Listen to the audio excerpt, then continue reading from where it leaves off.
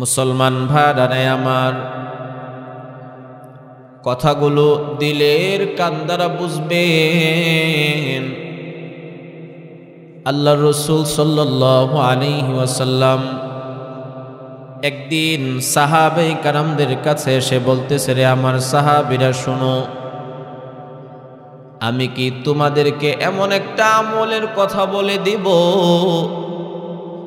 যে আমলের মাধ্যমে তোমাদের গুনাহ খাতাগুলোকে মাফ করে দেওয়া হবে এবং তোমাদের মর্যাদা দিন কি দিন বৃদ্ধি করা হবে।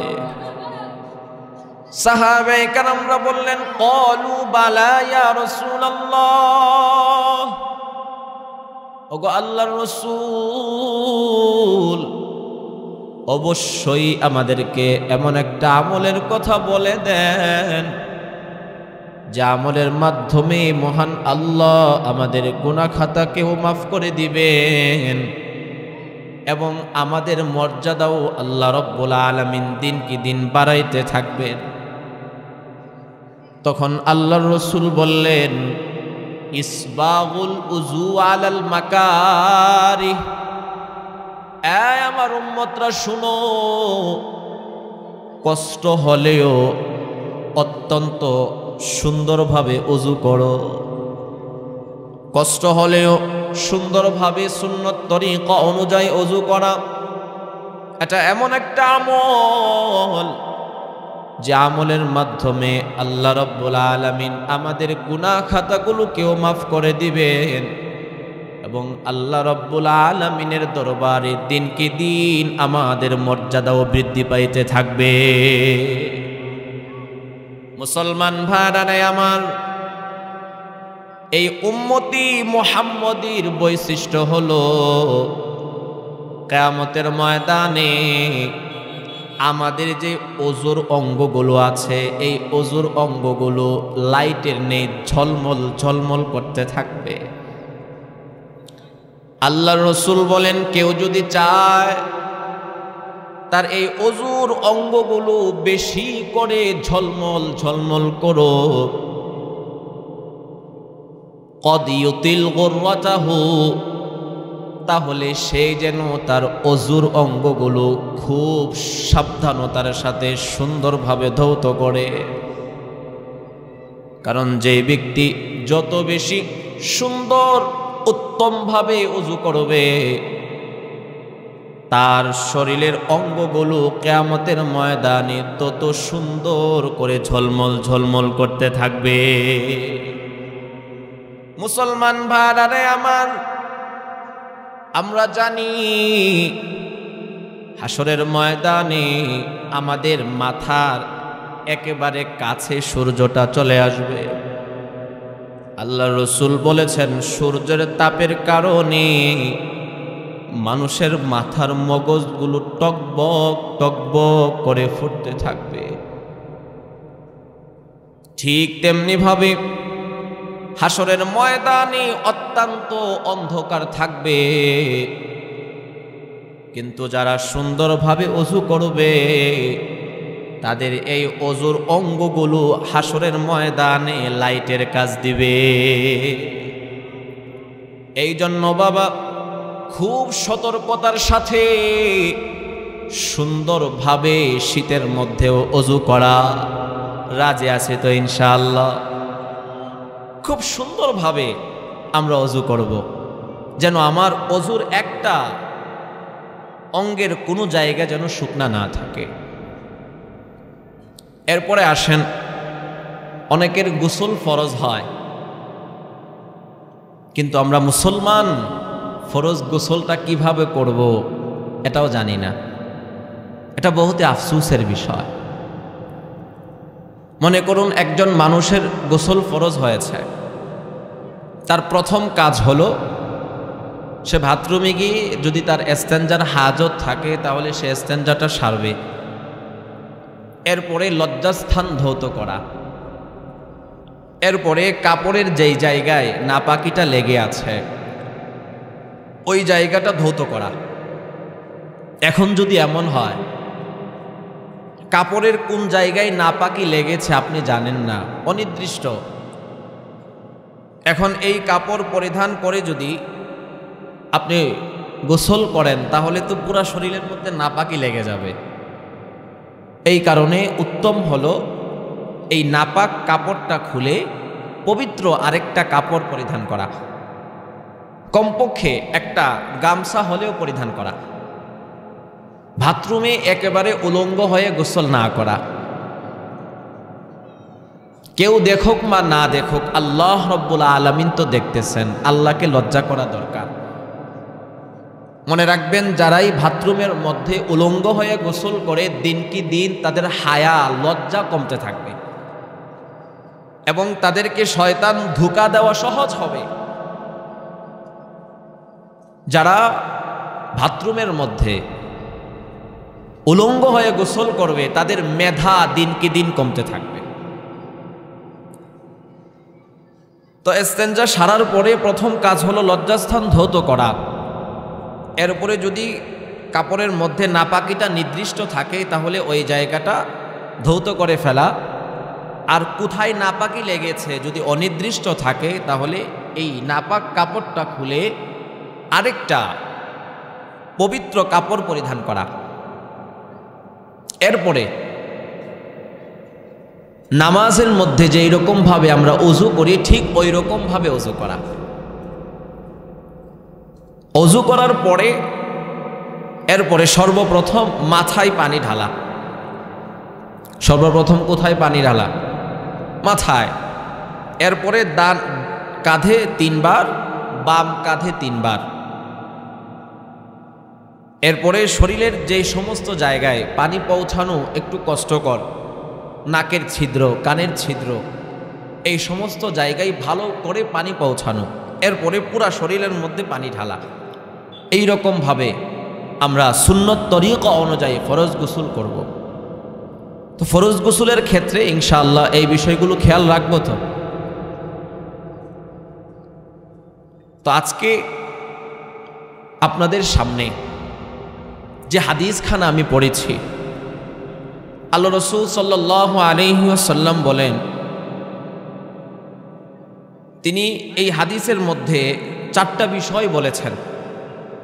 একজন মুসলমানের সাথে আরেকজন মুসলমানের সম্পর্কটা কেমন হবে।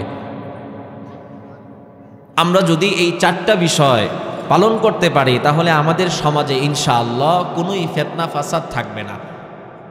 আমরা সবাই মনোযোগ সহকারে বিষয়গুলো শোনার চেষ্টা করব। তো দোয়া পর্যন্ত সবাই থাকবেন তো ইনশাআল্লাহ?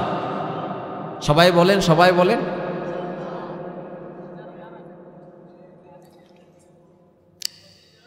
যারা প্যান্ডেলের সাইডে দাঁড়িয়ে আছেন মেহেরবানি করে আপনারা ভিতরে বসে যান, দেখতে একটু খারাপ দেখা যায়।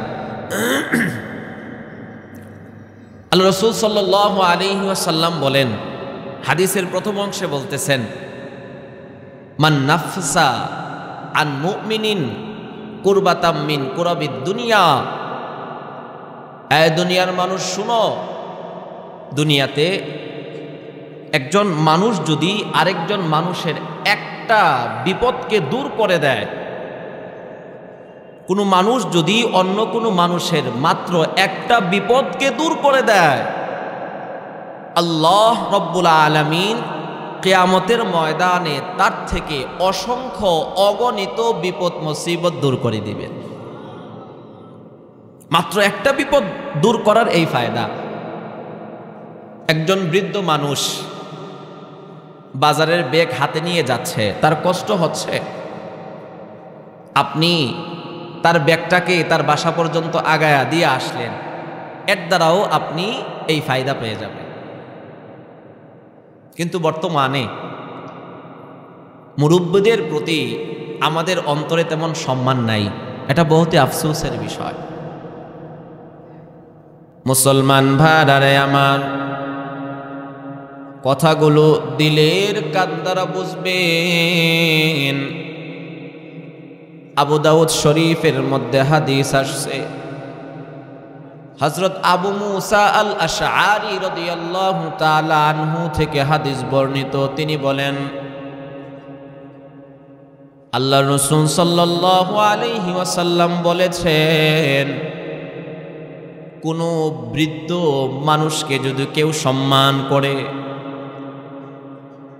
2 নম্বরে কোনো কোরআন তেলাওয়াতকারীকে যদি কেউ সম্মান করে,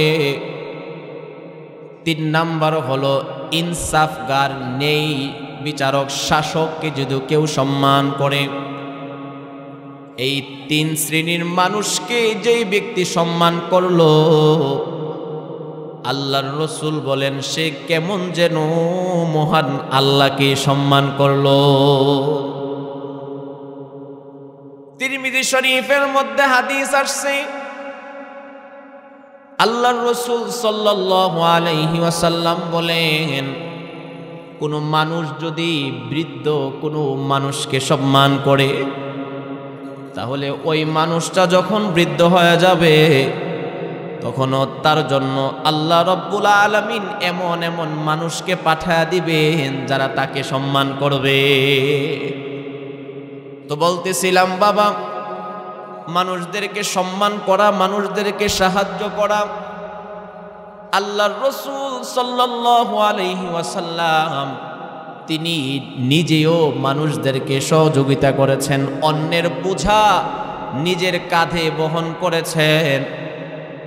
আল্লাহর রসুলের সামনে যদি কোনো মানুষ ভারী কোনো বোঝা নিয়ে যাইতো, আল্লাহর রসুল যদি দেখতেন মানুষটার কষ্ট হচ্ছে, তাহলে আল্লাহর রসুল নিজে ওই গরিব অসহায় মানুষটার বোঝা নিজের কাঁধে বহন করে নিয়ে গিয়েছে। এইরকম ভাবে মানুষের হাজারো কষ্ট দুঃখ দেখা যায়। মনে করুন একজন মানুষ অসুস্থ, তার রক্তের দরকার, রক্তের গ্রুপ মিলা অনেক সময় মুশকিল হয়ে যায়। এখন একজন মানুষের রক্তের গ্রুপের সাথে আপনার রক্তটা মিলে গেল, আপনি যদি ওই অসুস্থ মানুষটাকে একটু রক্ত দিয়া দেন, এই অসুস্থ মানুষটাকে যদি আপনি একটু সাহায্য করেন, তাহলে আল্লাহর রসুলের হাদিস বলেন আল্লাহ রব্বুল আলামিন কিয়ামতের ময়দানে আপনার থেকে অসংখ্য অগণিত বিপদ দূর করে দিবে।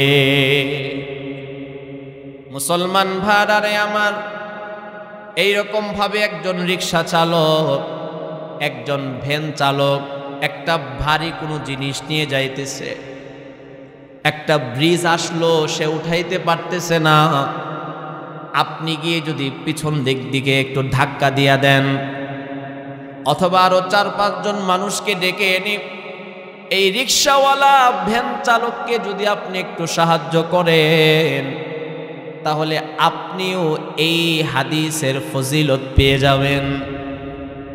ও মুসলমান, আল্লাহ রব্বুল আলামিন আমাদেরকে হাত দিয়েছেন, আল্লাহ রব্বুল আলামিন আমাদেরকে চক্ষু দিয়েছেন, মেধা দিয়েছেন। এই মেধা দিয়েছেন কেবলমাত্র নিজের স্বার্থের জন্য, চিন্তা ফিকির করার জন্য নয়। এই দেহ দিয়েছেন শুধুমাত্র নিজের ফ্যামিলির জন্য শ্রম দেওয়ার জন্য নয়, অন্যের চিন্তা ফিকির মাথার মধ্যে রাখা দরকার।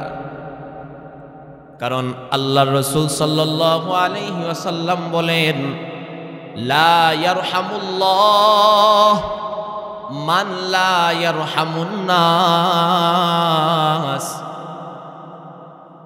আল্লাহ রব্বুল আলামিন ওই ব্যক্তির প্রতি দয়া করেন না, মায়া করেন না। মান লা ইয়ারহামুন নাস, যে ব্যক্তি অন্যের প্রতি দয়া করে না। এখানে নাস দ্বারা উদ্দেশ্য হলো পৃথিবীর সমস্ত মানুষ, হক চাই সে হিন্দু, হক সে বুদ্ধ, হক সে খ্রিস্টান। নাস দ্বারা সমস্ত মানুষ উদ্দেশ্য। আল্লাহর রাসূল বলেন, কেউ যদি অন্য মানুষের উপরে দয়া না করে, তাহলে মহান আল্লাহ তার প্রতি দয়া করবেন না। মুসলমান ভাইরা রে আমার, এই জন্য অন্যকে সাহায্য করার ফিকির সব সময় মাথার মধ্যে রাখা, এর দ্বারা অনেক ফায়দা, অনেক ফায়দা। আপনি জানেন একজন মানুষ যোগ্য কিন্তু তার চাকরি নাই। এখন আপনার কোথাও সুপারিশ করার সুযোগ আছে এবং আপনি যদি ওই জায়গায় সুপারিশ করেন তাহলে আপনার সুপারিশ তারা গ্রহণ করবে। এই ক্ষেত্রে আপনি তার জন্য একটা ফোন দিয়ে বললেন, ভাই আমার কাছে তো একজন যোগ্য মানুষ আছে, তাকে যদি আপনারা চাকরিতে নেন তাহলে এটা তার জন্য ভালো হবে, আপনাদের জন্যও ভালো হবে। এই রকম ভাবে একজন মানুষের জন্যে যদি আপনি সুপারিশ করেন তাহলে তো আপনি তার জন্য উপকার করে দিলেন। কিন্তু যারা অযোগ্য তাদের জন্য সুপারিশ করা যাবে না, অযোগ্য মানুষদের জন্য সুপারিশ করা যাবে না। আপনার দলের লোক, আপনার বাড়ির লোক, আপনার বংশের লোক, এই জন্য আপনি তার জন্য সুপারিশ করলেন, অথচ আপনি জানেন যার জন্য আপনি সুপারিশ করতেছেন সে এই চাকরির যোগ্যতা তার মধ্যে নাই। এই রকম অযোগ্য মানুষদের জন্য সুপারিশ করা সম্পূর্ণ হারাম। আপনার সুপারিশে যদি একজন অযোগ্য মানুষ সে চাকরি পেয়ে যায় তাহলে চাকরির মধ্যে ঢুকে সে যত দুর্নীতি করবে, যত চুরি করবে, এই সমস্ত দুর্নীতির গুনাহের একটা অংশ আল্লাহ পাক আপনার আমলনামার মধ্যে দিবে। সে ভোগ করবে আর আপনাকে ফ্রি ফ্রি এর শাস্তি পাইতে হবে। আমাদের সমাজে বহু মানুষ এমন দেখা যায় এসএসসি পাশ করার সেই যোগ্যতা নাই, কিন্তু সুপারিশের মাধ্যমে এসএসসি পাশ করার সার্টিফিকেট পেয়ে যায়। অধ্যাপক, সহকারী অধ্যাপক হওয়ার সেই যোগ্যতা তার নাই, কিন্তু সুপারিশের মাধ্যমে সহকারী অধ্যাপক হয়ে যায়, বিভাগীয় প্রধান হয়ে যায়। এই রকম অযোগ্য মানুষদের জন্য সুপারিশ করা সম্পূর্ণ হারাম। যারা এই রকম অযোগ্য মানুষদের জন্য সুপারিশ করবে এর দ্বারা সমাজ ব্যবস্থা নষ্ট হয়ে যাবে, রাষ্ট্র ব্যবস্থা নষ্ট হয়ে যাবে এবং কিয়ামতের এটা অনেক বড় একটা আলামত। অযোগ্য ব্যক্তিরা বড় বড় পদে বসে যাবে। আল্লাহ রসুল বলেন, এই উম্মত শুনো, যখন অযোগ্য মানুষরা বড় বড় পদে বসে যাবে, মিন আলামাতিস সাআহ, এটা হলো কিয়ামতের আলামত। কর নাউজুবিল্লাহ। যে একজন যোগ্য মানুষ তার জন্য যদি আপনি সুপারিশ করেন তাহলে আল্লাহ রাব্বুল আলামিন আপনাকে এই হাদিস অনুযায়ী মর্যাদা দান করবেন।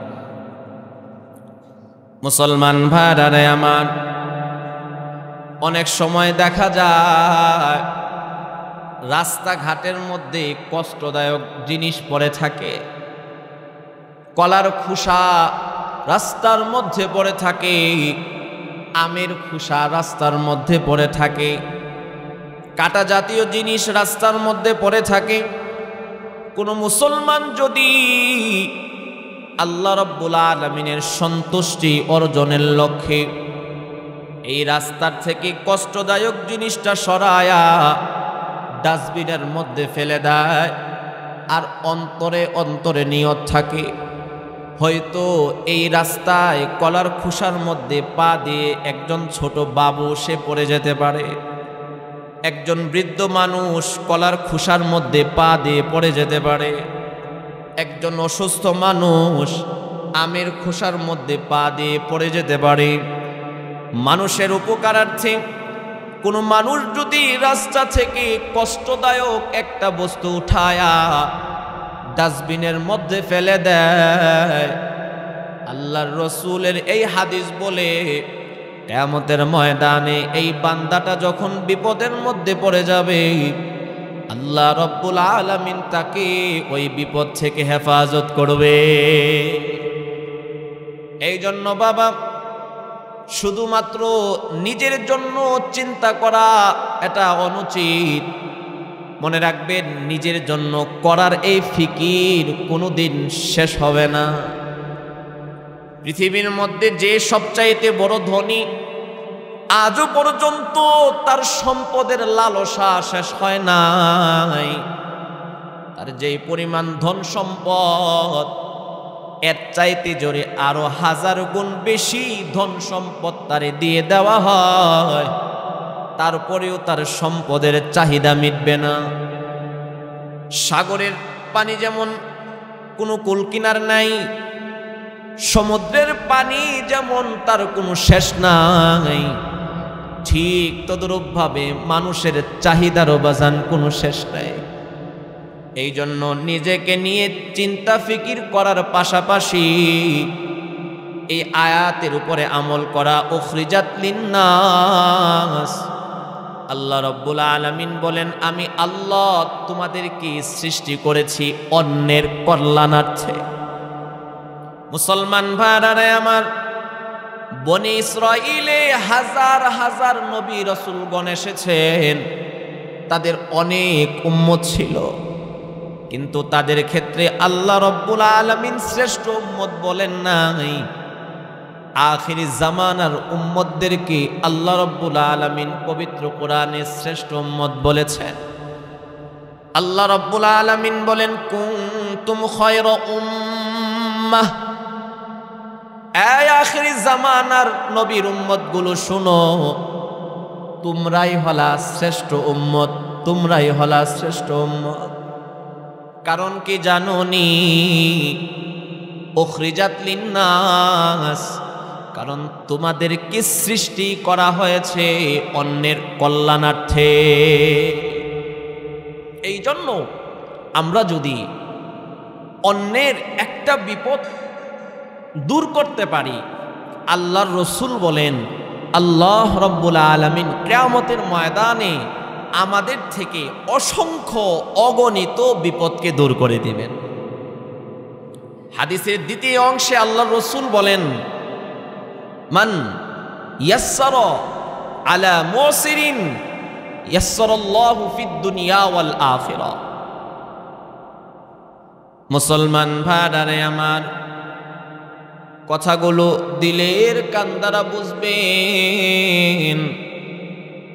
আল্লাহর রাসূল বলেন, কোন বান্দা যদি কোনো ঋণগ্রস্ত অসহায় মানুষদের সাথে ভালো আচরণ করে, তাহলে মহান আল্লাহ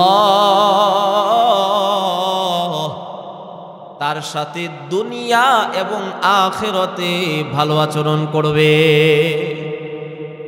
উদাহরণস্বরূপ মনে করুন, একজন মানুষ আপনার থেকে কিছু টাকা ধার নিয়েছে। আজকে শুক্রবার, টাকাগুলো দেওয়ার কথা ছিল কিন্তু সে দিতে পারে নাই। আপনার কাছে অপারগতা প্রকাশ করলো। আপনি বললেন, ঠিক আছে যাও, তোমাকে আরো 1 সপ্তাহ সময় বাড়ায়া দিলাম। 1 সপ্তাহ পরেও সে আপনার টাকাগুলো পরিশোধ করতে পারে নাই। আপনি রাগ দেখান নাই, মেজাজ দেখান নাই। আপনি বললেন, ঠিক আছে যাও, তোমারে আরো 1 মাস সময় বাড়ায়া দিলাম।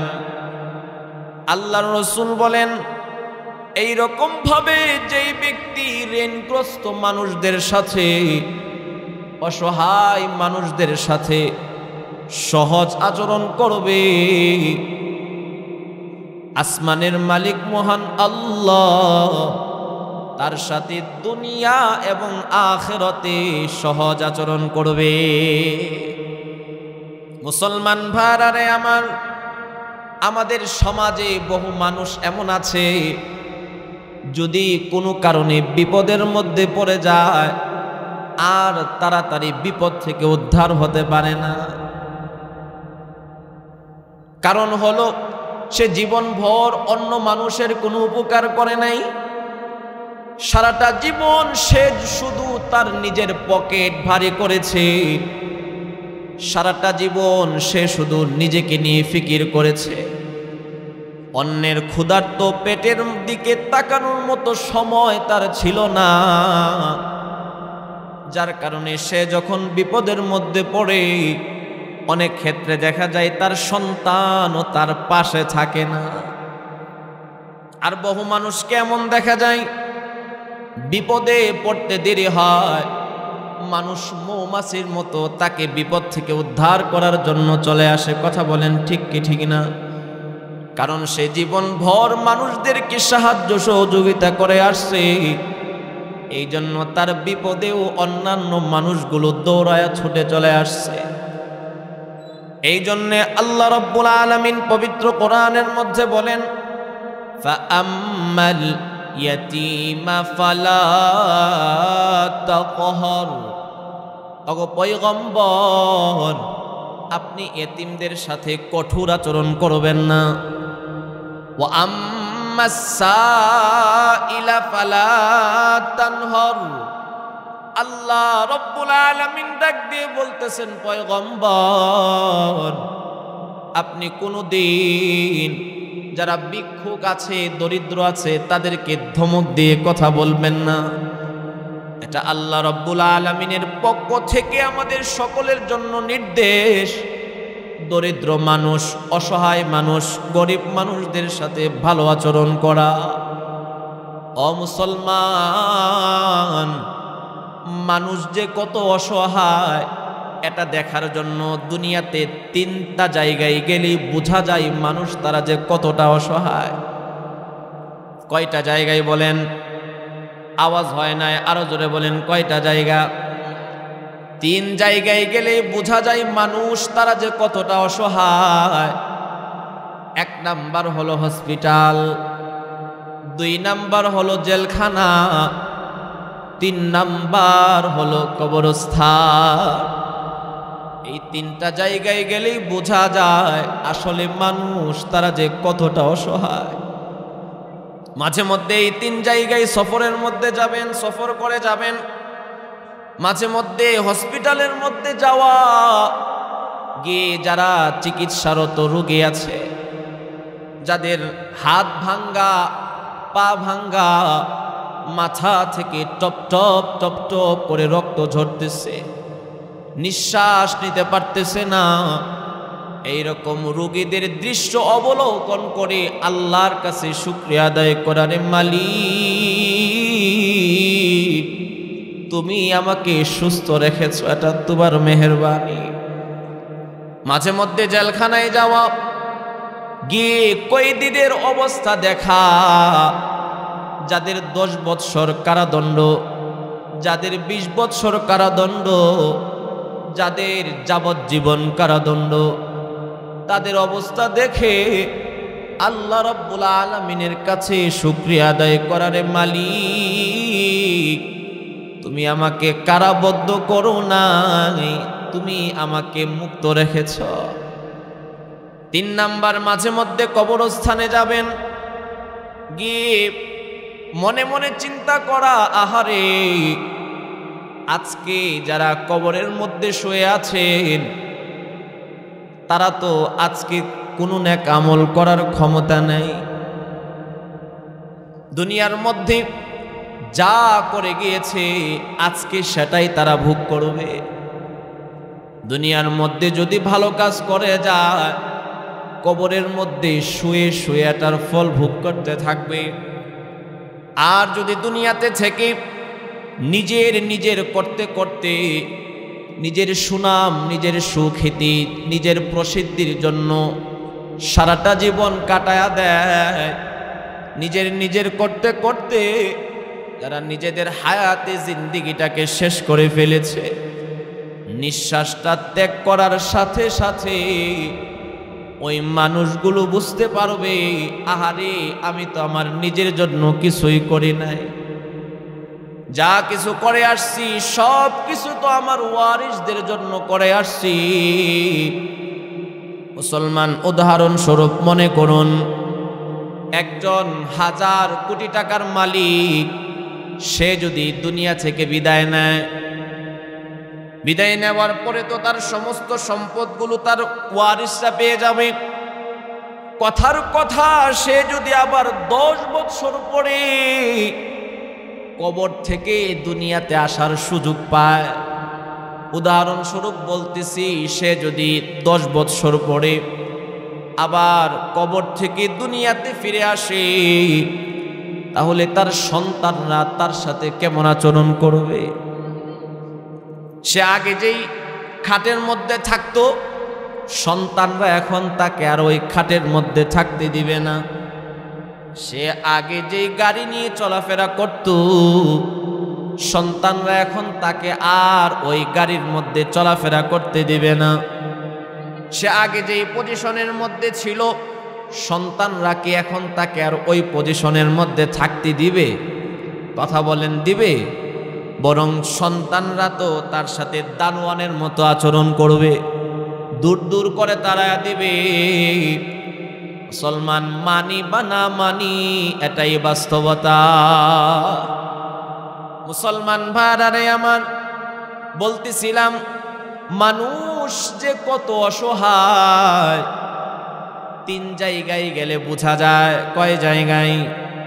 1 নাম্বার হলো হসপিটাল, 2 নাম্বার হলো জেলখানা, 3 নাম্বার হলো কবরস্থান।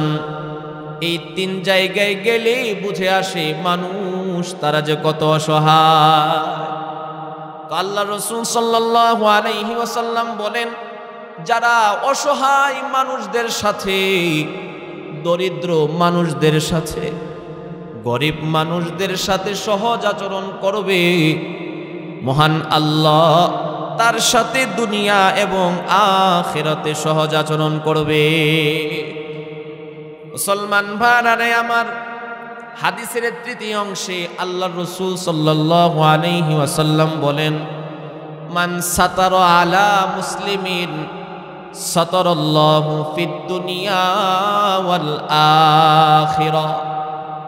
এই দুনিয়ার মানুষগুলো শোনো, কোনো মানুষ যদি অন্য কোনো মানুষের দোষকে গোপন করে রাখে, সাতারাল্লাহু ফিদ দুনিয়া ওয়াল আখিরা, তাহলে মহান আল্লাহ তার দোষ গুণগুলোকে দুনিয়া এবং আখিরাতে গোপন করে রাখবে।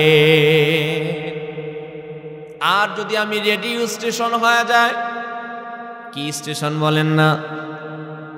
Radio station. কি স্টেশন? আরো জোরে বলেন, কি স্টেশন? আমি যদি রেডিও স্টেশন হয়ে যায়, কারো গোপন কথা যদি আমার কানে আসে, আমি সেই কথাটাকে মানুষের কাছে প্রচার করে বেড়াই। আমি যদি মানুষের দোষগুলো খুঁজতে থাকি, তাহলে মনে রাখবেন আমার দোষগুলো গোপন থাকবে না। কারণ আল্লাহর রাসূল বলেন, যে ব্যক্তি অন্য মানুষের দোষ খুঁজে বেড়াবে, ইয়াত্তাবিউল্লাহু আওরাতাহু, স্বয়ং আল্লাহ ওই বান্দার দোষ ত্রুটি খুঁজবে। কোন নাউজুবিল্লাহ। আল্লাহ রাব্বুল আলামিন যদি কোনো মানুষের দোষ ত্রুটি খোঁজা আরম্ভ করে দেয়, তার কি কোনো উপায় থাকবে? তার তো দুনিয়াও বরবাদ, আখিরাতও বরবাদ। এই জন্য বাবা, অন্যের দোষ তালাশ করার পিছনে না লাগে থাকা। কিন্তু বর্তমান বড় আফসোসের সাথে বলতে হয়, মোবাইলের যে ফেসবুক আছে, এই ফেসবুক এটা হলো গীবতের এক আড্ডাখানা। কথা কোন ঠিক কি ঠিক না? কে কোথায় কোন কাজ করলো, কে কোথায় উল্টা পাল্টা করলো, সব কিছু এই ফেসবুকের মধ্যে পাওয়া যায়। আমার দলের পক্ষে লেখলে আমি খুশি, আর যদি কেউ আমার দলের বিপক্ষে বলে, তাহলে আমার মাথা গরম হয়ে যায়, সমালোচনার ঝড় শুরু হয়। এই খুশি হওয়া, এই কষ্ট পাওয়া, এটা তো আল্লাহ রাব্বুল আলামিনের জন্য হয় নাই। এখানে লিল্লাহিয়ত নাই, ইখলাস নাই। একজন মুসলমান সে তো কখনো আরেকজন মুসলমানের কষ্ট চাইতে পারে না। একজন মুসলমান সে তো কখনো আরেকজন মুসলমানের বিপদ চাইতে পারে না। একজন মুসলমানের সাথে আরেকজন মুসলমানের সম্পর্কটা কেমন হবে? আল্লাহর রাসূল সাল্লাল্লাহু আলাইহি ওয়াসাল্লাম হাদিসের মধ্যে বলেন, আল মুসলিমুনা কাজাসাদিন ওয়াহিদ। আল্লাহু আকবার বলেন, আওয়াজ হয় নাই, আরো জোরে বলেন আল্লাহু আকবার।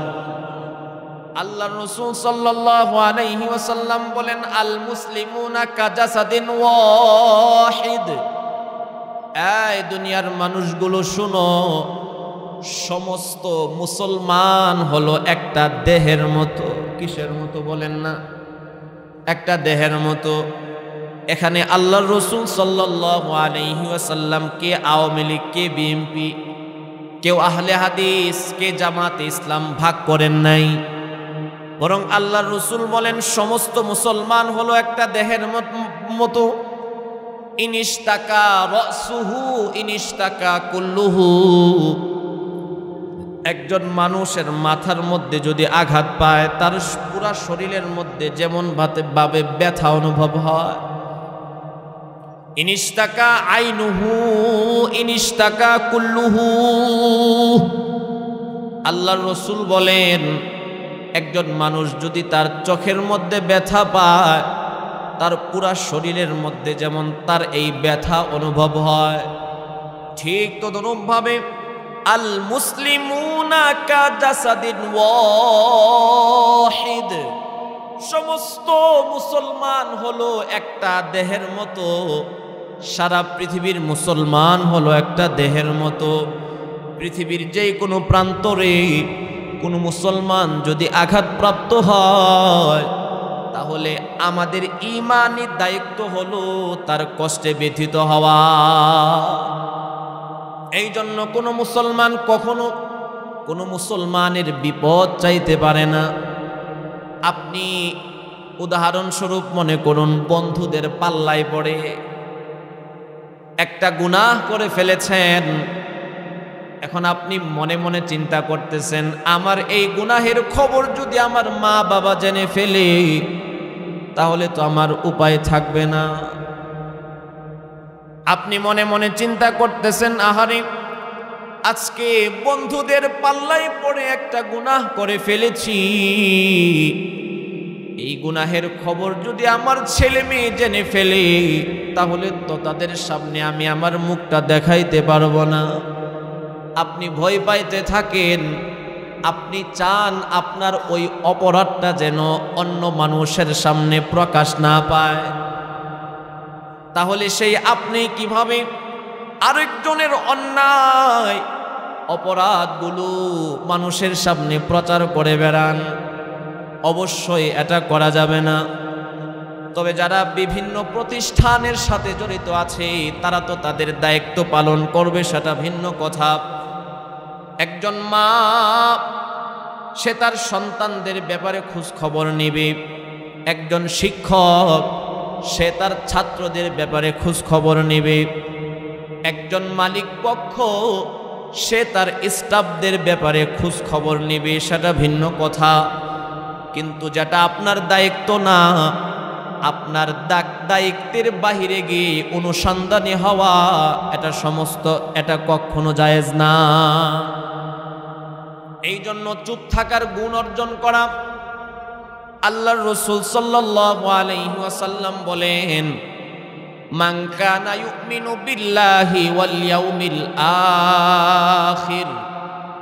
যে ব্যক্তি আল্লাহর প্রতি এবং আখিরাতের দিবসের প্রতি বিশ্বাস রাখে, ফালিয়াকুল খায়রা, সে যখন কথা বলবে সে যেন সঠিক কথা বলে, ভালো কথা বলে, পরোপকারের কথা বলে। আউলিয়াসমুত, অথবা সে যেন চুপ থাকে।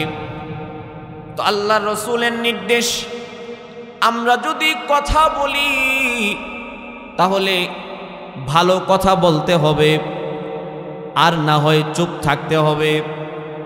এক সাহাবী আল্লাহর রাসূল সাল্লাল্লাহু আলাইহি ওয়াসাল্লামের কাছে এসে বলতেছেন, ইয়া রাসূলুল্লাহ, আপনি আমার কোন অঙ্গের ব্যাপারে বেশি ভয় পান? আল্লাহর রাসূল সাল্লাল্লাহু আলাইহি ওয়াসাল্লাম তার জিহ্বার দিকে ইশারা করে বললেন, আমি তোমার এই অঙ্গটার দিকে বেশি ভয় পাই।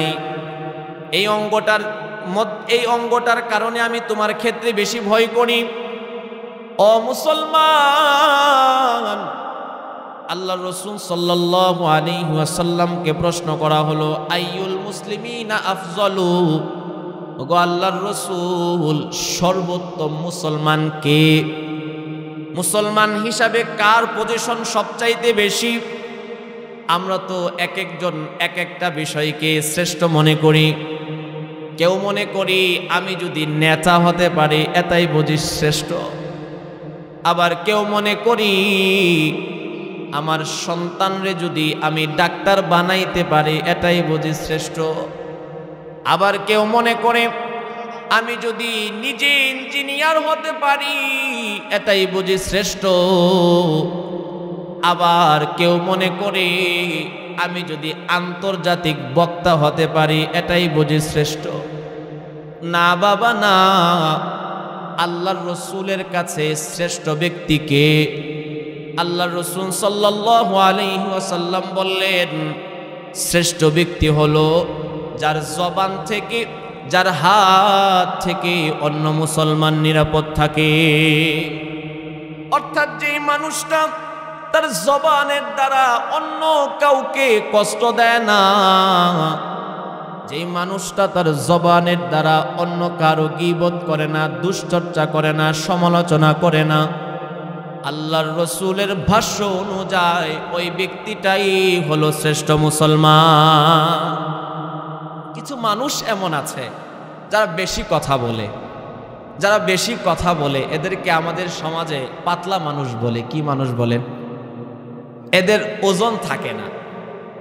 এই জন্য মুফতি তকি উসমানী সাহেব তিনি লেখেন, কথা বলার আগে পেহলে সোচো, কথা বলার আগে তুমি চিন্তা করো, ফের তোলো, এরপরে তুমি কথাটারে ওজন করো, তোমার কথাটা ওজন কতটুকু ফের বলো, তৃতীয় ধাপে গিয়ে তুমি কথাটারে বলো। হুটহাট কথা বলে ফেলা এটা জ্ঞানী মানুষের কাজ না। যারা জ্ঞানী মানুষ তারা কম কথা বলে, আর যা বলে সব ওজনে কথা বলে। মুসলমান ভাইরা আমার, এই জন্য আল্লাহর রাসূল সাল্লাল্লাহু আলাইহি ওয়াসাল্লাম বলেন, লা তুকসিরুল কালামা বিগাইরি যিকরিল্লাহ। এই দুনিয়ার মানুষ শুনো, আল্লাহর জিকির ব্যতীত তোমরা অধিক কথা বলা থেকে নিজেকে হেফাজত করো। ফাইন্না কাসরাতাল কালাম বিগাইরি যিকরিল্লাহ কসওয়াতুন লিল কলব। কেননা আল্লাহর রাসূল বলেন, যে ব্যক্তি আল্লাহর জিকির ব্যতীত অধিক কথাবার্তা বলে, এই অধিক কথাবার্তা বলা এটা হলো অন্তর শক্ত হওয়ার কারণ। নাউজুবিল্লাহ। যারা বেশি কথা বলে তাদের অন্তরটা শক্ত হয়ে যায়, যার কারণে অনেক সময় দেখা যায় কত মানুষ আমাদের মাঝে মারা যাইতেছে, কত শত শত মানুষের জানাজার নামাজ আমরা পড়তেছি, কিন্তু তারপরেও আমাদের অন্তরের মধ্যে কোনো পরিবর্তন আসে না। আমরা আসি আগের পজিশনে থাকি, আমাদের মধ্যে কোনো পরিবর্তন নাই, কারণ আমাদের অন্তরটা শক্ত হয়ে গিয়েছে। আল্লাহর রাসূল বলেন, ওয়া ইন্না আবাদাল্লাহ মিনাল্লাহি আল কলবুল কাসি। আল্লাহর রাসূল বলেন, যে ব্যক্তির অন্তরটা শক্ত হয়ে যায় সে আল্লাহ রব্বুল আলামিন থেকে অনেক দূরে সরে যায়। নাউজুবিল্লাহ।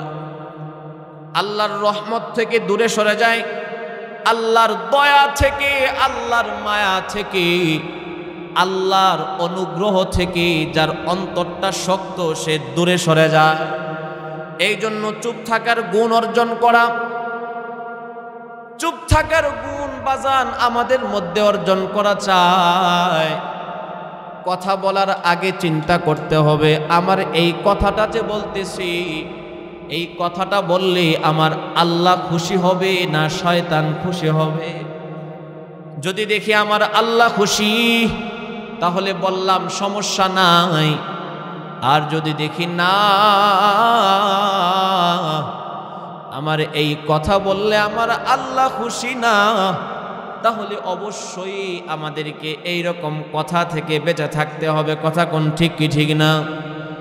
ও মুসলমান, আপনি যদি দুনিয়ার জমিনে কোনো মালিকের আন্ডারে চাকরি করেন, আপনার মালিক যেটা পছন্দ করে আপনার চাকরির খাতিরে সেটাকে আপনাকেও পছন্দ করতে হবে।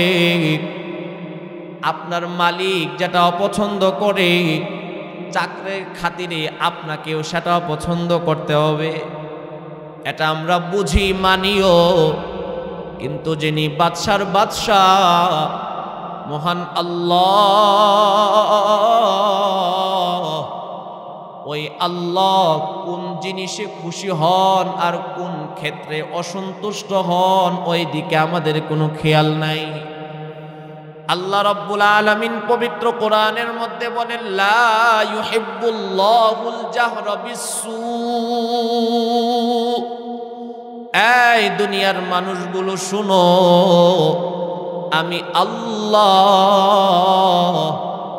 অন্যের দুশ্চর্চা করাকে অপছন্দ করি। তাহলে আল্লাহ রাব্বুল আলামিন যেটা অপছন্দ করেন সেটাকে আমরা করতে পারবো? আওয়াজ হয় না? আরো জোরে বলেন, করা যাবে। অবশ্যই আমাদেরকে এই কাজ থেকে বেঁচে থাকতে হবে। তো আল্লাহর রাসূল হাদিসের 3 নম্বরে বলতেছেন, কেউ যদি অন্যের দোষগুলো গোপন করে রাখে তাহলে মহান আল্লাহ তার দোষগুলো দুনিয়া এবং আখিরাতে গোপন করে রাখবেন।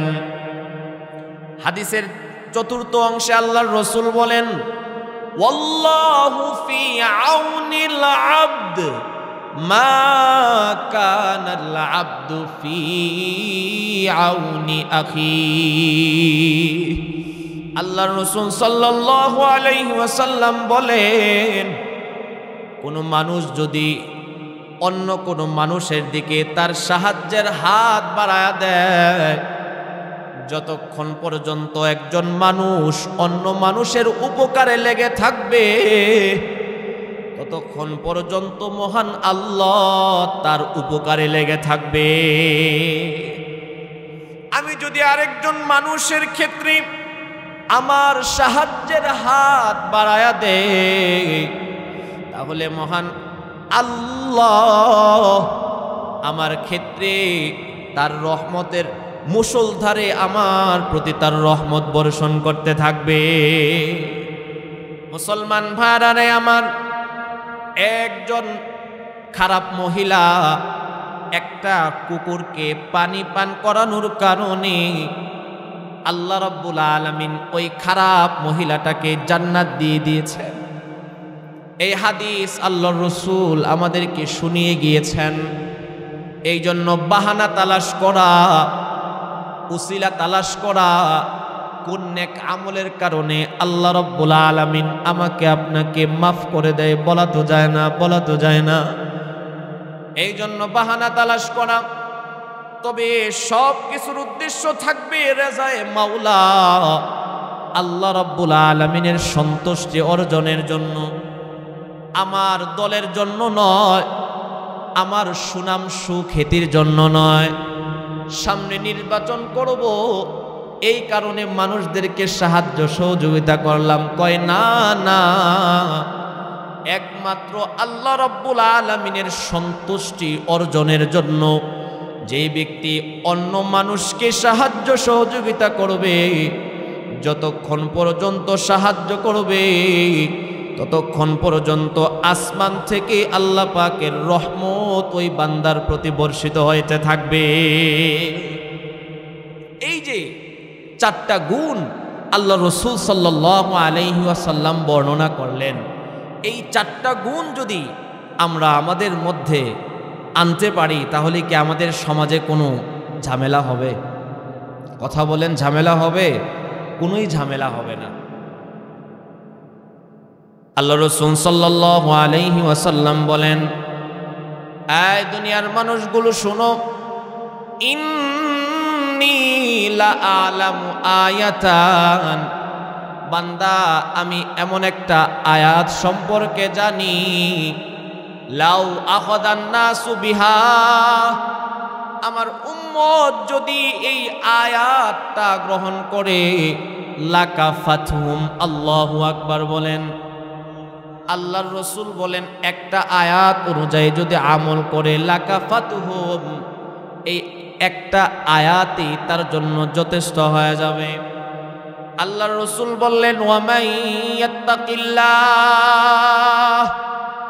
যেই ব্যক্তি তাকওয়া অবলম্বন করবে, যেই ব্যক্তি তাকওয়া অবলম্বন করবে, ইয়াজআল লাহু মাখরাজা, আল্লাহ রাব্বুল আলামিন তাকে সমস্ত বিপদ আপদ থেকে বের হওয়ার একটা রাস্তা দেখায়া দিবে। ওয়ারযুকুহু মিন হাইসু লা ইয়াহতাসিব, আল্লাহর রাসূল সাল্লাল্লাহু আলাইহি ওয়াসাল্লাম বলেন, এবং আল্লাহ রাব্বুল আলামিন তার জন্য এমন এমন জায়গা থেকে রিজিকের ব্যবস্থা করবেন বান্দা কল্পনাও করতে পারবে না। এই জন্য বাবা, আমলের জিন্দেগি গঠন করা, আমলের জিন্দেগি গঠন করা, আমলের সাজে নিজের সজ্জিত করা। তাফসীরের কিতাবের মধ্যে আসছে, মাইয়েতকে যখন কবরের মধ্যে দাফন করা হয়, একজন মৃত মানুষকে যখন কবরের মধ্যে দাফন করা হয়, মুনকার নাকির নামক দুইজন ফেরেশতা মাইয়েতের কবরের মধ্যে এসে হাজির হয়ে যায়। দুইজন ফেরেশতা মাইয়েতের মাথা থেকে পা পর্যন্ত পুরাটা দেহ ভালোভাবে লক্ষ্য করে। ফেরেশতারা যদি তাকায়া দেখে মাইয়েতের পুরাটা শরীর নামাজের সাজে সজ্জিত, ফেরেশতারা যদি তাকায়া দেখে মাইয়েতের পুরাটা শরীর রোজার সাজে সজ্জিত, ফেরেশতারা যদি তাকায়া দেখে মাইয়েতের পুরাটা শরীর কুরআন তেলাওয়াতের সাজে সজ্জিত, ফেরেশতারা যদি তাকায়া দেখে মাইয়েতের পুরোটা শরীর আল্লাহ রাব্বুল আলামিনের জিকিরের সাজে সজ্জিত, ফেরেশতারা আল্লাহরে ডাক দিয়ে কয়, রে মালিক,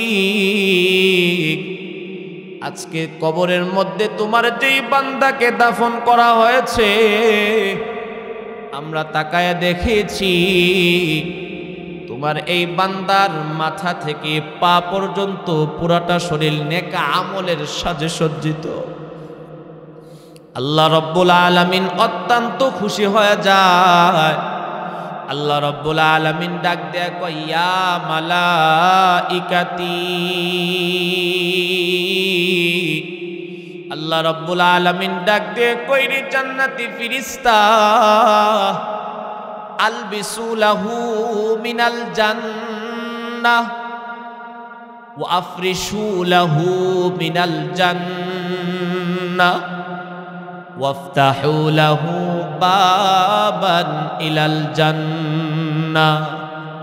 যেই বান্দাগুলোর পুরাটা শরীর নেক আমলের সাজে সজ্জিত, আল্লাহ রাব্বুল আলামিন ওই বান্দাদের ক্ষেত্রে ফেরেশতাদেরকে তিনটা আদেশ দেয়। কয়টা বলেন? এক নম্বরে আল্লাহ রাব্বুল আলামিন ডাক দেয়া কয়, আফরিশু লাহু মিনাল জান্নাহ, আয় আমার এই বান্দার জন্য কবরের মধ্যে জান্নাতের বিছানাটারে বিছায়া দাও। ওয়া আলবিসু লাহু মিনাল জান্নাহ, আমার বান্দার শরীরের মধ্যে জান্নাতি পোশাকটা পরায়া দাও। ওয়াফতাহু লাহু বাবান ইলাল জান্নাহ, তিন নম্বরে আল্লাহ রাব্বুল আলামিন ডাক দিয়ে কইরি, ফেরেশতা, আজকে আমার যেই বান্দাকে কবরের মধ্যে দাফন করা হয়েছে, আমার বান্দা আজকে তো এমন এক কবরের মধ্যে আসছে যেই কবরের মধ্যে নাই কোনো বাতি, যেই কবরের মধ্যে নাই কোনো সাথী। আমার নেককার বান্দাটা কবরের মধ্যে ভয় পাইতে পারে না? বান্দা না, আল্লাহ রাব্বুল আলামিন ফেরেশতাদেরকে আদেশ দিয়ে বলেন, ওয়াফতাহু লাহু বাবান ইলাল জান্নাহ, আমার এই বান্দার কবর থেকে একটা দরওয়াজা জান্নাতের দিকে খুলে দাও। কিয়ামত পর্যন্ত আমার এই বান্দার কবরের মধ্যে জান্নাতে নাজ নিয়ামত আসতে থাকবে। মুসলমান ভাইরা আমার, আর যেই বান্দার মাথা থেকে পা পর্যন্ত মুনকার নাকির নামক দুইজন ফেরেশতা তাকায়া দেখবে, যেই বান্দার দেহের মধ্যে নামাজের কোনো সাজ নাই, যেই বান্দার দেহের মধ্যে কোরআন তেলাওয়াতের কোনো সাজ নাই, যেই বান্দার দেহের মধ্যে আল্লাহ রাব্বুল আলামিনের জিকিরের কোনো সাজ নাই, যেই বান্দার শরীরের মধ্যে আল্লাহর হুকুমের কোনো সাজ থাকবে না, আল্লাহ রাব্বুল আলামিনকে ডাক দিয়ে বলবে, আল্লাহ আজকে তোমার এমন এক বান্দাকে কবরের মধ্যে দাফন করা হয়েছে, যে বান্দাটা দুনিয়ার মধ্যে কেবলই তোমার নাফরমানি করে আসছে। আল্লাহ রাব্বুল আলামিন অত্যন্ত অসন্তুষ্ট হয়ে যাবেন, রাগান্বিত হয়ে যাবেন, ডাক দিয়ে বলবেন, ইয়া মালাইকাতি আলবিসু লাহু মিনান নার ওয়া আফতাহু লাহু মিনান নার। আল্লাহ রাব্বুল আলামিন ডাক দিয়ে বলবেন, রে ফেরেশতা, আমার যেই বান্দা দুনিয়ার জমিন থেকে গুনাহ করে কবরের মধ্যে আসছে, আমার এই বান্দার কবরের মধ্যে জাহান্নামের বিছানাটা বিছায়া দাও। আমার এই বান্দার শরীরের মধ্যে জাহান্নামের আগুনের পোশাকটা পরায়া দাও। আমার এই বান্দার কবর থেকে একটা দরওয়াজা জাহান্নামের দিকে খুলে দাও। কিয়ামত পর্যন্ত জাহান্নামের কীট পতঙ্গ সাত বিচ্ছু আমার এই বান্দার কবরের মধ্যে আসতে থাকবে। ও মুসলমান, এই জন্য দুনিয়ার জমিনে আমি যেমন ভাবে চলবো, কবরের জগতে আল্লাহ রাব্বুল আলামিন আমার ক্ষেত্রে ওই রকমই ব্যবহার করবেন। এই জন্য মৃত্যুর স্মরণ সব সময় অন্তরের মধ্যে রাখা। কোরআনের মধ্যে আসছে, আল্লাহ রাব্বুল আলামিন ডাক দিয়ে বলেন, ইয়াওয়াদ্দুল মুজরিমু লাউ ইয়াফতাদি মিন আযাবি ইয়াউমি ইযিম বিবানি।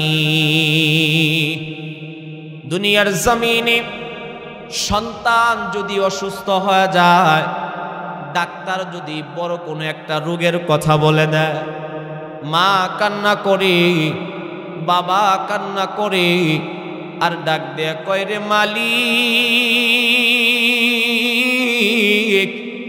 আমার সন্তানের রোগটা তুমি আমারে দিয়ে দাও। আল্লাহ, তারপরেও তুমি আমার সন্তানটারে বাঁচায়া দাও। দুনিয়ার জমিনে সন্তানের প্রতি মা বাবার অন্তরে কত মায়া। আল্লাহ রাব্বুল আলামিন ডাক দেয়া কয়, রে গোলাম, কিয়ামতের কঠিন অবস্থা যখন তোমার চোখের সামনে চলে আসবে, বান্দা ওই সময় তুমি কি বলবা জানুনি? আল্লাহ রাব্বুল আলামিন বলেন, ইয়াওয়াদ্দুল মুজরিমু লাউ ইয়াফতাদি মিন আযাবি ইয়াউমি ইযিম বিবানি। কিয়ামতের কঠিন অবস্থা যখন বান্দার চোখের সামনে চলে আসবে, বান্দাগুলো আল্লাহকে ডাক দিয়ে বলবে, আল্লাহ, আমার সন্তানটারে তুমি জাহান্নামে দিয়ে দাও। আল্লাহ, তারপরেও তুমি আমারে বাঁচায়া দাও। কেমন কঠিন পরিস্থিতি হলে বাবা সন্তানের ক্ষেত্রে এমন কথা বলতে পারে, ওয়া সাহিবাতিহি ওয়া আখি। কিয়ামতের ময়দানে স্ত্রীর কথা বলবে, আল্লাহ, আমার স্ত্রীটারেও তুমি জাহান্নামে দিয়ে দাও। আখি, আমার ভাই বেরাদর বন্ধু বান্ধবদেরকেও তুমি জাহান্নামে দিয়ে দাও। ওমান ফিল আরদি জামিয়া, ওগো আল্লাহ, দুনিয়ার মধ্যে যা কিছু আছে সব কিছুকে তুমি জাহান্নামে দিয়ে দাও। আল্লাহ সুম্মা ইউনজি, তারপরেও তুমি আমারে বাঁচায়া দাও। আল্লাহ রাব্বুল আলামিন বলবেন কাল্লা লা তাজিরু ওয়াজিরাতু বিজরা উখরা। বান্দা শুনে রাখো, প্রত্যেকের কর্মফল ভোগ করা লাগবে। অকুল্লু ইনসানিন আলজামনাহু তাইরাহু ফি উনুকি। আল্লাহ রাব্বুল আলামিন ডাক দিয়ে বলেন, রে বান্দা, আমি আল্লাহ প্রত্যেকটা বান্দার দুই কাঁধের মাঝখানে একটা রেজিস্ট্রি খাতা রেখে দিয়েছি। কিয়ামতের ময়দানে ওই রেজিস্ট্রি খাতাটারে টান মেরে বের করে নিয়ে আসব। কিতাবাই ইয়ালকাহু মানশুরা, খাতাটা টান মেরে এনে বান্দার সামনে ধরে বলা হবে ইকরা, বান্দা পড়ো। কাফা বিনাফসিকাল ইয়াউমা আলাইকা হাসিবা। বান্দা তোমার আমলনামাটা পড়লে তুমি নিজেই বুঝতে পারবা তুমি জান্নাতি না জাহান্নামী। আল্লাহ রাব্বুল আলামিন পবিত্র কোরআনের মধ্যে বলেন, ফাআম্মা মান উতিয়া কিতাবাহু বিয়ামিনি। ইয়ামিনুন হলো ডান হাত। হাসরের ময়দানে আমলনামা দেওয়া হবে, আমলনামা দেওয়া হবে।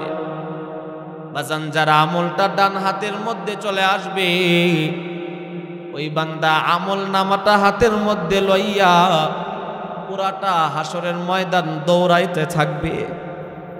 নিজে আমলনামাটা পড়তে পারে, কিন্তু নিজে আমলনামা পড়বে না। আরেকজনকে ডাকবে আমলনামা পড়ার জন্য। আগের জামানায় আমরা দেখেছি, সন্তান যখন বিদেশের বাড়ি থেকে চিঠি পাঠাইতো, অনেক মা এমন ছিল যারা চিঠি পড়তে পারত, কিন্তু সন্তান যদি চিঠি পাঠাইতো মা নিজে পড়তো না, আরেকজনকে ডেকে এনে বলতো, বাবা তুই আমার সন্তানের লেখা চিঠিটা পড়, আমার কলিজার টুকরা সন্তান কি লিখেছে আমি একটু শুনতে চাই। ঠিক তদরূপভাবে হাসরের ময়দানে প্রত্যেকটা মানুষ তারা আমলনামা পড়তে পারবে, কিন্তু বাজান যারা আমলনামাটা ডান হাতের মধ্যে চলে আসবে, ওই বান্দা খুশির কারণে আমলনামাটা নিজে পড়বে না, আরেকজনকে ডাকবে, হা উমুকরাউ কিতাবিয়া। এই হাসরবাসীরা আমার কাছে আসো, এসে আমার আমলনামার মধ্যে আল্লাহ রাব্বুল আলামিন কি লিখেছে একটু পড়ে শোনাও না। ইন্নী যনানতু আন্নী মুলাকিন হিসাবিয়া ফাহুয়া ফি ঈশাতির রাদিয়া ফি জান্নাতিন আলিয়া। যারা আমলনামাটা ডান হাতের মধ্যে চলে আসবে, ওই বান্দারা আমলনামার মধ্যে আল্লাহ রাব্বুল আলামিনের পক্ষ থেকে লেখা থাকবে, রে বান্দা দুনিয়ার জমিনে অনেক কষ্ট করেছো, যা বান্দা যা, আজকে আমি আল্লাহ তোর জন্য চির সুখের জায়গা জান্নাতের উচ্চ মাকামের ব্যবস্থা করে দিলাম। ওয়া আম্মা মান উতিয়া কিতাবাহু বিশিমালি। শিমালুন মানে হলো বাম হাত, কোন হাত বলেন না। আসরের ময়দানে যারা আমলনামাটা বাম হাতের মধ্যে চলে আসবে, ওই বান্দা বলতে থাকবে, ফায়াকুলু ইয়া লাইতানি লাম উতা কিতাবিয়া। ওই বান্দাটা কবলের মধ্যে থাপ্পড় মারতে থাকবে আর বলতে থাকবে, আল্লাহ আমার আমলনামাটা যদি না দেওয়া হতো তাহলে কতই না ভালো হইতো। ওয়ালাম আদরি মা হিসাবিয়া। ইয়া লাইতাহা কানাতিল কাদিয়া মা আগনা আন্নি মালিয়া। ও মুসলমান, যারা আমল নামাটা বাম হাতের মধ্যে চলে আসবে, ওই বান্দাটা হাসরের ময়দানে ভয়ঙ্কর পরিস্থিতির মধ্যে পড়ে যাবে আর ডাকতে থাকবে, আমার সন্তানরা কই, আমি বিপদের মধ্যে পড়েছি। ও মুসলমান, ওই সময় আপনার টাকা পয়সা, ধন সম্পদ, ক্ষমতার দাপট কোনো কিছুই কাজে আসবে না। আল্লাহ রাব্বুল আলামিনের পক্ষ থেকে এলান হয়ে যাবে, খুযু। আল্লাহ রাব্বুল আলামিন ডাক দিয়ে বলবেন, আমার এই বান্দাটারে ধর, ফাগুল্লু, তার গলার মধ্যে জাহান্নামের শিকলটারে লাগায়া দাও। সুম্মাল জাহিমা সল্লু, অতঃপর আমার এই বান্দাটাকে টেনে হেঁচড়ে জাহান্নামের মধ্যে নিয়ে নিক্ষেপ করো। মুসলমান ভাইরা রে আমার, আল্লাহ রাব্বুল আলামিন বলেন, ওই কিয়ামতের কঠিন ময়দানে ওয়ুজুহু ইয়াউমাইযিম মুসফিরাহ দাহিকাতুম মুস্তাবশিরাহ। হাসরের কঠিন ময়দানে যারা নেককার থাকবে তাদের চেহারাটা হাস্যোজ্জ্বল থাকবে, তারা চেয়ারের মধ্যে বসে হাসতে থাকবে। ওয়াজুহু ইয়াউমাইযিন আলাইহা গাবারা তারহাকুহা কতারা উলাইকা হুমুল কাফারাতুল ফাজারা। আল্লাহ রাব্বুল আলামিন বলেন, যারা পাপিষ্ট কিয়ামতের ময়দানে তাদের চেহারাটা মলিন হয়ে থাকবে, পেরেশানিতে তাদের চেহারাটা কালো হয়ে থাকবে, তাদের চেহারার দিকে তাকাইলে মনে হবে কে যেন তাদের চেহারার মধ্যে আলকাতরা মেখে দিয়েছে। ও মুসলমান, আমাদেরকে এমন এক ঘরের মধ্যে যেতে হবে যেই ঘরের মধ্যে নাই কোনো সাথী, যেই ঘরের মধ্যে নাই কোনো বাতি, যেই ঘরের মধ্যে নাই কোনো দরজা জানালা, যেই ঘরের মধ্যে কোনো আলোর ব্যবস্থা নাই, বাতাসের ব্যবস্থা নাই। ওই অন্ধকার কবরে কেবলমাত্র আমার আপনার সঙ্গে থাকবে নেক আমল। এই নেক আমল বাজান বেশি করে করার দরকার আছে না নাই? মৃত্যুর স্মরণ যেই বান্দার অন্তরের মধ্যে থাকবে, তার দ্বারাই বেশির থেকে বেশি নেক আমল করা সম্ভব। কথা কোন ঠিক কি ঠিক না? এই জন্য মাঝে মধ্যে বালিশের সাথে মাথাটারে লাগায়া মন অন্তরে অন্তরে চিন্তা করা, আমার মৃত্যুর পরে আমার আত্মীয় স্বজনরা আমার সাথে কেমন আচরণ করবে। এই মৃত্যুর মুরাকাবা যদি করতে পারেন, তাহলে অটোমেটিক আপনার অন্তরটা নরম হয়ে যাবে, আমলের প্রতি আগ্রহ দিন কি দিন বাড়তে থাকবে। মৃত্যুর মুরাকাবা করা, প্রথমে চিন্তা করা যে আহারে আমার নিঃশ্বাসটা বন্ধ হয়ে আসতেছে, আমি আর নিঃশ্বাস নিতে পারতেছি না, আমি হয়তো লাইফ সার্কিটের মধ্যে আছি। মালাকুল মাউত আজরাইল এখনই আমার সামনে চলে আসছে, এই মুহূর্তে আমার জানটাকে কবজ করে নিয়ে যাবে। শেষ দেখার জন্য আমি আমার আত্মীয় স্বজনের দিকে একটু তাকাইলাম, এরপরে চিন্তা করা মালাকুল মাউত আজরাইল আমার রূহটারে কবজ করে নিয়ে গেল, আমি সোজা হয়ে শুয়ে আছি, আমার আত্মীয় স্বজনরা আমার কাছে বসে কান্না করতেছে, আমার দুইটা চক্ষুকে বন্ধ করে দেওয়া হলো, আমার হাত পা গুলোকে সোজা করে দেওয়া হলো, আমার শরীর থেকে কম্বলটারে সরায়া একটা চাদর আমার শরীরের মধ্যে দিয়ে দেওয়া হলো। এদিক সেদিক ফোন করা হচ্ছে, আমি আর দুনিয়ার মধ্যে নাই, আমার দেহটা পড়ে আছে দুনিয়ার জমিনে, আমি চলে গিয়েছি অন্য জগতে। এরপরে চিন্তা করা, আমার লাশটাকে গোসল করানোর জন্য নিয়ে যাওয়া হচ্ছে। আমার লাশটাকে গোসল করানো হচ্ছে, আমার নড়াচড়া করার মতো সেই ক্ষমতা নাই। গোসলের কাজ শেষ করার পরে আমার শরীরের মধ্যে কাফনের কাপড়টা পরানো হলো। এবার শেষ বিদায় দেখার জন্য আমার আত্মীয় স্বজনরা সিরিয়ালে আমার কাছে আসতেছে। সিরিয়ালে আমার সন্তান আমাকে দেখে চলে যাবে, আর কোনোদিন আমার সন্তানের সাথে আমার দেখা হবে না। সিরিয়ালে আমার বন্ধু বান্ধবগুলো আমাকে দেখে চলে যাবে, আর কোনোদিন তাদের সাথে আমার দেখা হবে না।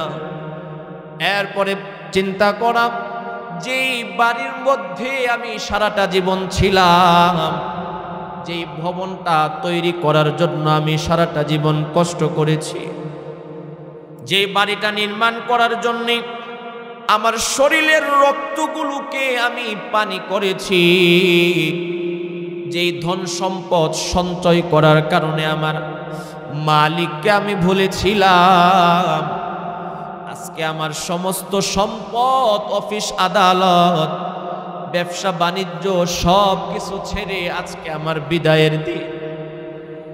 আমার লাশটাকে খাটের উপরে উঠালো হলো।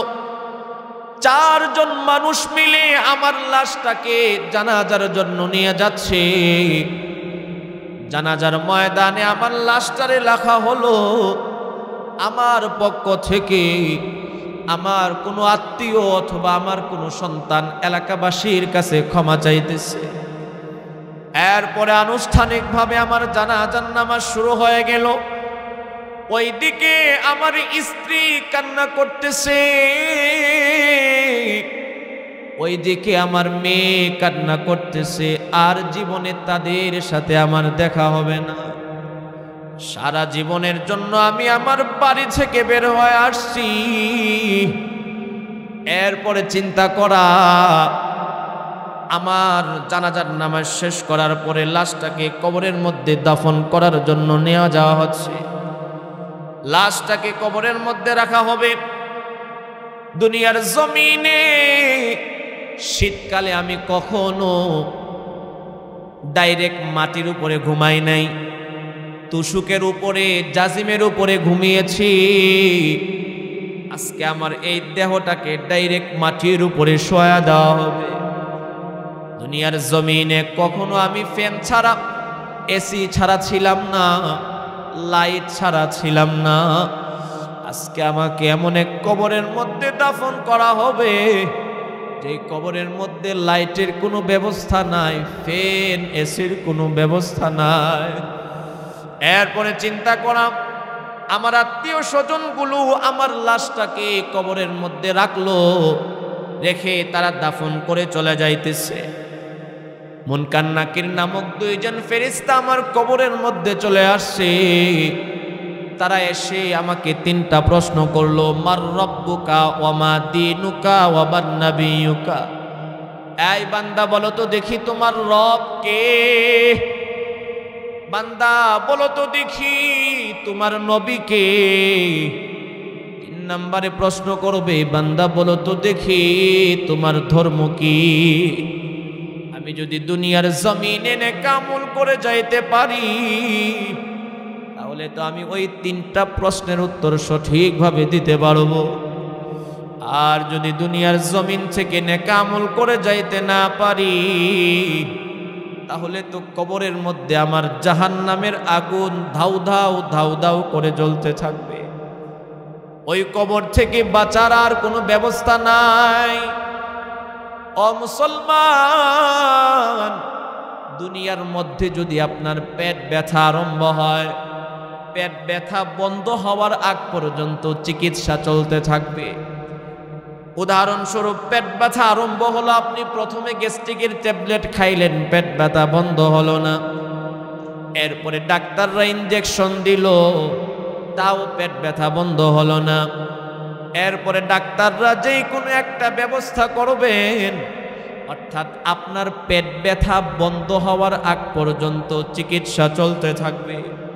কিন্তু বাবা, কবরের মধ্যে যদি আমার আপনার কবরের মধ্যে যদি জাহান্নামের আগুন ধাউ ধাউ করে জ্বলে ওঠে, আমার আপনার শরীরের মধ্যে যদি জাহান্নামের পোশাকটা পরায় দেওয়া হয়, জাহান্নামের আগুনে আমাদের শরীরটা ক্ষত বিক্ষত হয়ে যাবে।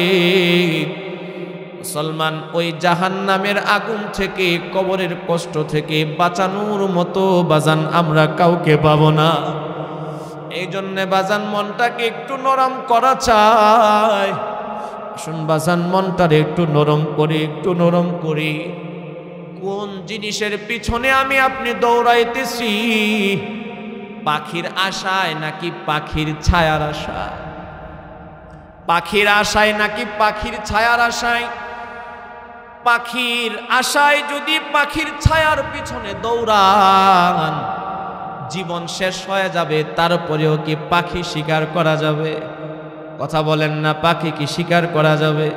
না বাবা না। ঠিক তদ্রূপ ভাবে হায়াতের মালিক আমার আল্লাহ, রিজিকের মালিক আমার আল্লাহ, ইজ্জতের মালিক আমার আল্লাহ, সব কিছুর মালিক কে? শাহাদাত আঙ্গুলিটা উঁচু করো, বলেন কে? আল্লাহ রাব্বুল আলামিন ডাক দিয়ে বলেন, ইন্নাল্লাহা ইয়ারযুকুর ইন্নাল্লাহা ইয়াবসুতুর রিজকা লিমান ইয়াশাউ ওয়া ইয়াকদির। আমি আল্লাহ যাকে চাই তাকে বেহিসাব রিজিক দান করি। মুসলমান ভাইরা রে, আমার একটু চিন্তা করা দরকার। আমরা আল্লাহ রাব্বুল আলামিনের কাছে সকলকেই যেতে হবে। কি আমল নিয়ে আল্লাহর আদালতে যাব? দুনিয়ার জমিনে কোনো মানুষ যদি বিদেশ থেকে আসে, তখন বিদেশ থেকে আসার সময় মা মনে মনে চিন্তা করে, না জানে আমার সন্তান আমার জন্য কি নিয়ে আসে। আপনার স্ত্রী মনে মনে চিন্তা করে, না জানে আমার স্বামী বিদেশ থেকে আমার জন্য কি নিয়ে আসে। আপনার ছেলে মেয়েগুলো অপেক্ষায় থাকে, না জানি আমার আব্বা আমাদের জন্য বিদেশ থেকে কি নিয়ে আসে। এখন আপনি যদি বিদেশ থেকে খালি হাতে আপনার ফ্যামিলির কাছে ফিরে আসেন, আপনি আপনার মা বাবার থেকে কাঙ্ক্ষিত ভালোবাসা পাবেন না। আপনি আপনার স্ত্রীর থেকেও কাঙ্ক্ষিত ভালোবাসা পাবেন না। আপনি আপনার ছেলে মেয়ের কাছ থেকেও কাঙ্ক্ষিত ভালোবাসা পাবেন না, কারণ তাদের চাহিদা আপনি পূরণ করেন নাই। ঠিক তদ্রূপভাবে আল্লাহ রাব্বুল আলামিন অপেক্ষায় আছে আমার বান্দা, না জানে আমার জন্য কি নিয়ে আসে। এখন যদি বাবা খালি হাতে আল্লাহর কাছে চলে যায়, তাহলে কোন মুখে আমরা আল্লাহর কাছে গিয়ে দাঁড়াবো? এই জন্যে আসুন কিছু নেক আমল করার ফিকির করি, বেশি করে নেক আমল করি, এবং নিজেকে ভালো হওয়ার জন্য ফিকির করা যে আমি ভালো হয়ে যাব। আমরা নিয়ত করতে পারি না ইনশাআল্লাহ আমরা ভালো হয়ে যাব। আমরা সবাই নিয়ত করি ভালো হয়ে যাব, পাশাপাশি দোয়া করতে হবে আল্লাহর কাছে, আল্লাহ আমি ভালো হয়েছি, আমি ভালো হওয়ার নিয়ত করতেছি, মেহেরবানি করে আপনি আমাকে ভালো বানায় দেন। এখানে আমরা যারা আছি, আমরা আজকে থেকে নিয়ত করতে পারি না ইনশাআল্লাহ আগামী একটা সপ্তাহ আমরা 5 ওয়াক্ত নামাজ জামাতে মসজিদে গিয়ে আদায় করব। নিয়ত করতে পারি না ইনশাআল্লাহ? যদি আমরা এই নিয়তটা বাস্তবায়িত করতে পারি, তাহলেই এই মাহফিল সার্থক। কথা কোন ঠিক কি ঠিক না? পাশাপাশি আরেকটা এলান শুনি, আমাদের টঙ্গী ইজতেমা 2 পর্বে হবে। প্রথম পর্ব হলো জানুয়ারির 31 এবং ফেব্রুয়ারির 1-2, আর দ্বিতীয় পর্ব হবে ফেব্রুয়ারির 3, 4, 5 তারিখ। এই মোট 6 দিনে 2 পর্বে আমাদের টঙ্গী ময়দানে বিশ্ব ইজতেমা হবে। এবং উভয়টা ইজতেমার নেতৃত্ব দিবে উলামায়ে কেরাম, বলেন আলহামদুলিল্লাহ। কোনো গুন্ডা বাহিনী, কোনো সাদিয়ানি বাহিনীর কার্যক্রম টঙ্গীর ময়দানে চলতে দেওয়া যাবে না। কথা কোন ঠিক কি ঠিক না? আমাদের বাংলাদেশে যেই তাবলীগ চলতেছে আলমী সূরার ভিত্তিতে, এই তাবলীগটাকে, এই তাবলীগ পন্থীটাকে অনেকে বিকৃত করে বলে এটা হলো জুবায়ের পন্থী। আমরা জুবায়ের পন্থী না, আমরা ব্যক্তি পূজায় বিশ্বাসী না, বরং এই সাদিয়ানিরা এরা একজন ব্যক্তিকে পূজা করতে গিয়ে আমার শত শত মুসলমান ভাইকে আহত করেছে। কথা কোন ঠিক কি ঠিক না? আমরা কোনো মানুষের পূজা করি না। এই জন্য আমাদের মাঝে যে ইজতেমাটা, যে তাবলীগটা চলতেছে, এটা হলো আলমী সূরা ভিত্তিক তাবলীগ। কি সূরা বলেন তো দেখি? আলমী সূরাপন্থী তাবলীগ। এই আলমী সূরাপন্থী তাবলীগ জামাত এটা হকপন্থী তাবলীগ জামাত, এবং এই তাবলীগ জামাতের নেতৃত্ব দিচ্ছেন উলামায়ে কেরামগণ। এই যে বিভিন্ন সময় সাদিয়ানিরা উলামায়ে কেরামদের উপরে আক্রমণ করে, বিভিন্ন সময় এই সূরা ভিত্তিক যে তাবলীগ জামাত তাদের উপরে আক্রমণ করে, এর কারণ হলো তাদের অন্তরে উলামায়ে কেরামদের প্রতি ভালোবাসা নাই। যদি উলামায়ে কেরামদের প্রতি ভালোবাসা থাকতো তাহলে তারা দ্বীনি বিষয় উলামায়ে কেরামদেরকে বাদ দিয়ে একা একা বোঝার চেষ্টা করতো না। যেমনি ভাবে ডাক্তারি বিষয় ডাক্তাররা আঞ্জাম দিবে, যেমনি ভাবে ইঞ্জিনিয়ারিং বিষয় ইঞ্জিনিয়াররা আঞ্জাম দিবে, ঠিক তেমনি ভাবে দ্বীনি বিষয়গুলো উলামায়ে কেরামগণ আঞ্জাম দিবে।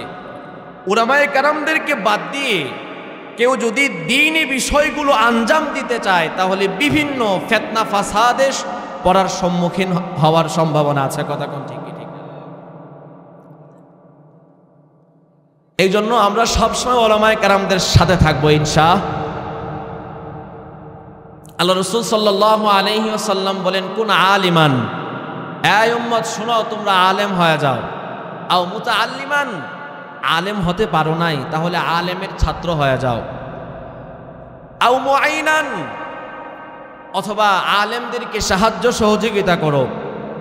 আল্লাহ রাসূল বলেন, আলেমও হতে পারো নাই, আলেমের ছাত্রও হতে পারো নাই, আলেমদের সহযোগীও হতে পারো নাই। আও মুহিব্বান, 4 নম্বরে আল্লাহর রাসূল বলেন তাহলে তোমরা আলেমদেরকে মহাব্বত করো। ওয়ালা তাকুন খামিসা, আল্লাহর রাসূল বলেন সাবধান, 5ম নাম্বার হইবা না। কারণ যারাই আলেমদের প্রতি বিদ্বেষ পোষণ করবে আল্লাহর রাসূল বলেন ফাতাহলিক, এরাই ধ্বংস হয়ে যাবে। এই জন্য দ্বীনি বিষয় আলেমরা যেটাকে হক বলে আমরা সেটাকে হক হিসাবে মানব, আর দ্বীনি বিষয়ে আলেমরা যেটাকে গুমরাহ বলে আমরা সেটাকে গুমরাহ হিসাবে মানব। রাজি আছে তো ইনশাআল্লাহ?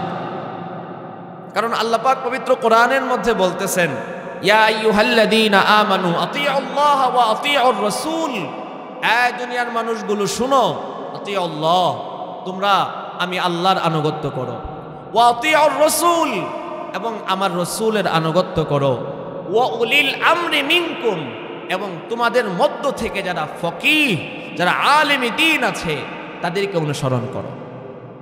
যেই বিষয়ে ডাইরেক্ট কোরআনের মধ্যে কোনো সমাধান নাই, যেই বিষয়ে ডাইরেক্ট হাদিসের মধ্যে কোনো সমাধান নাই, এমন বিষয়ে যদি কোনো ফিতনার সম্মুখীন হয় তখন এই ক্ষেত্রে উলামায়ে কেরামগণ কোরআন হাদিস পর্যালোচনা করে যেই সিদ্ধান্ত দিবেন সেটাই হলো আল্লাহ এবং তার রাসূলের সিদ্ধান্ত, এবং ওই সিদ্ধান্ত অনুযায়ী আমাদেরকে চলতে হবে। এই তাবলীগ জামাত এটাকে মূলত তৈরি করা হয়েছিল আম মানুষ যারা আছে, আম পাবলিক যারা আছে তাদেরকে উলামায়ে কেরামদের সাথে জড়িয়ে দেওয়ার জন্য। যতদিন পর্যন্ত এই নিয়মে তাবলীগ জামাত চলতেছিল ততদিন পর্যন্ত কোনো সমস্যা হয় নাই, কিন্তু যখনই কিছু মানুষ উলামায়ে কেরামদেরকে বাদ দিয়ে একা নিজে বুঝতে আরম্ভ করলো, তখনই তাবলীগের মধ্যে বিভিন্ন ফিতনা ফাসাদ শুরু হয়েছে এবং যারা উলামায়ে কেরামদেরকে বাদ দিয়েছে তাদের ভিতরে হিংসা বিদ্বেষ ঢোকা আরম্ভ হয়েছে। এই জন্য আমরা সর্বক্ষেত্রে উলামায়ে কেরামদের সাথে থাকব এবং 2 পর্বে যেই টঙ্গী ইজতেমার ময়দানে ইজতেমা হবে ইনশাআল্লাহ, আমরা প্রত্যেকেই উক্ত ইজতেমায় অংশগ্রহণ করার চেষ্টা করব। আল্লাহ তৌফিক দেন, বলেন আমিন।